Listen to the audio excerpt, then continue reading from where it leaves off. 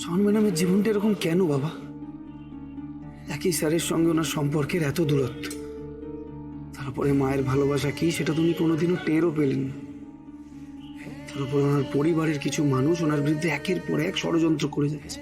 কিন্তু কেন? শাওন ম্যাডাম কি অন্যায় করেছেন যে ওনাকে এত যন্ত্রণা সহ্য করতে হবে? জানিস শুভ, লোহা যত আগুনে পড়ে তত সে আরো শক্ত হয়।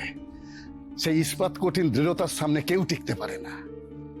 তুই দেখিস, শাওন মার সঙ্গে লড়াইতে কেউ কখনো টিকতে পারবে না। তুই শুধু পাহারাদার হয়ে ওকে রক্ষা করিস বাবা, ওর পাশে থাকিস, সমস্ত অশুভ শক্তির থেকে ওকে রক্ষা করিস।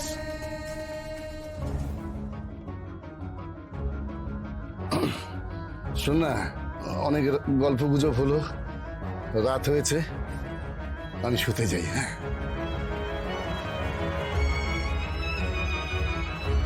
শ্রীপর্ণা, তুমি এত রাতে এখানে? যাও গিয়ে ঘুমিয়ে পড়ো।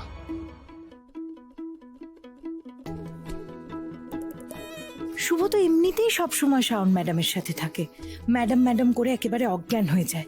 সেটাই কি যথেষ্ট না? তার মধ্যে কাকু এখন শাওন ম্যাডামের বডিগার্ড করে দিতে চাইছে ওকে।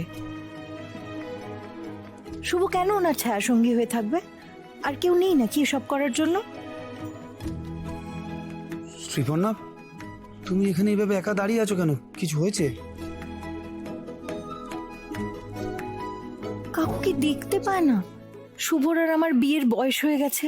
এখন তো কাকুর বলা উচিত শুভ আমার সাথে থাকবে, আমাকে বিয়ে করে নতুন জীবন শুরু করবে।